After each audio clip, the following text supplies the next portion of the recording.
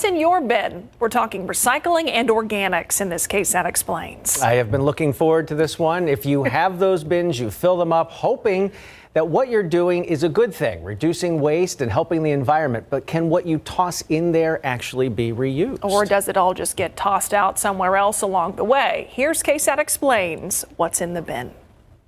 You toss it in here, hoping it doesn't wind up here.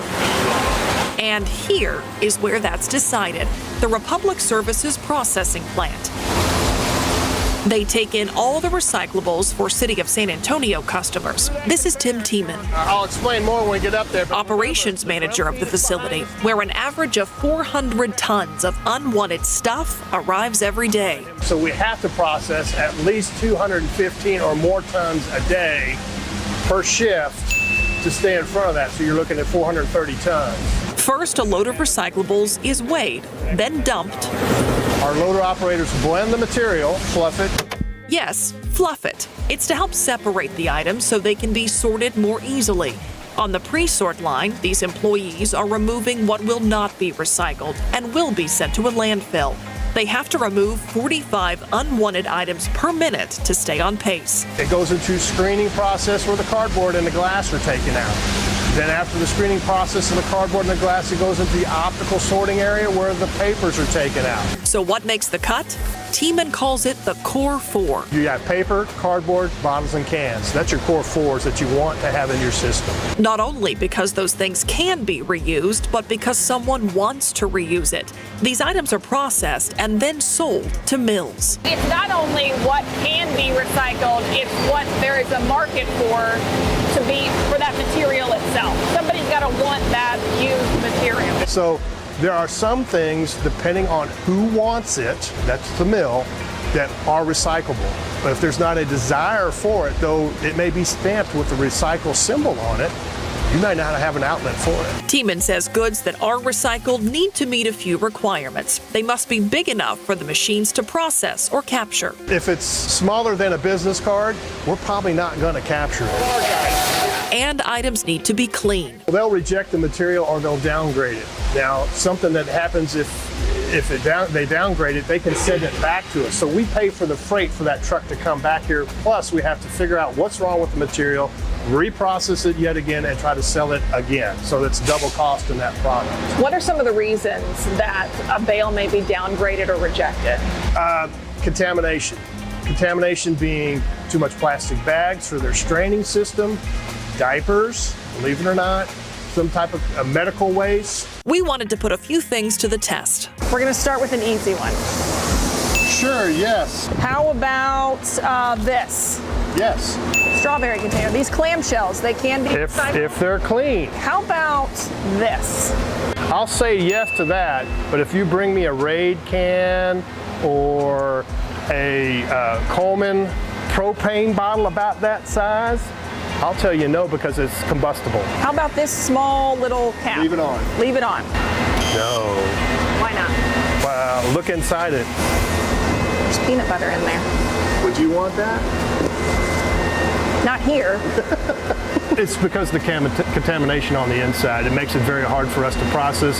But if I cleaned this. You cleaned it, yes. And I could leave the paper on Absolutely. here and the top. Absolutely. All right, dry cleaning bag.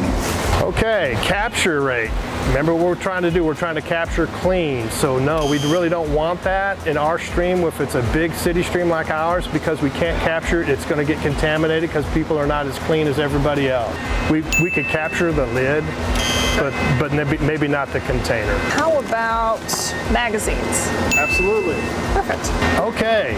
Now, if it's truly that thin glaze, you think this is cardboard, right? Yes. It is kind of a corrugation, but it's you can see it. So yes, we could capture it. So you could put it in there.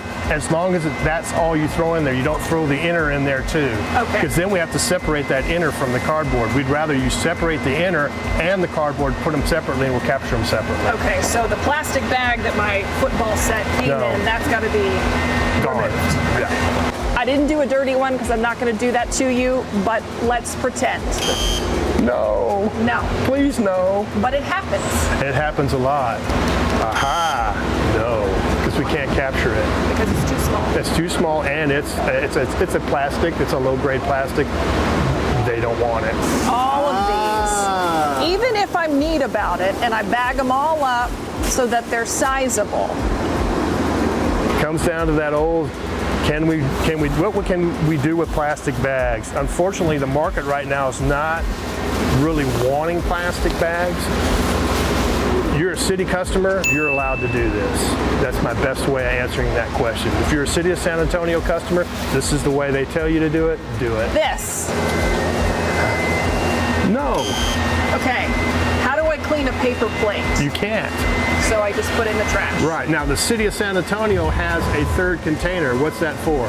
Organics. Organics. What's in the organics bin is brought here. 15, 20 to 50, 100 trucks a day. So what goes in San Antonio's green bins? It could be grass clippings, tree trimmings, brush, also food waste.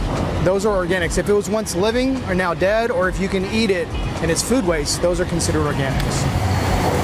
Just like at the recycling facility, plastic bags are no good here either. Let's say you're cutting your grass and you don't mulch it, you want to bag your grass. So you take those grass clippings, you put them into a plastic bag, and you put that plastic bag in your green bin. Oh great, I organically recycled. Technically you didn't. The grass clippings are good, but the plastic is not good. What is accepted here is also sold to customers in the form of compost. Compost is an organic material that provides nutrition back to Mother Nature, where she once gave us that material from. First, the organic material is shredded. Alrighty, LJ, let's put a couple buckets in there, my man. Then the load is sent through a trommel screen or a big drum. So in that drum, anything that's spinning around that is underneath that 1-inch diameter will get tossed out. Yes.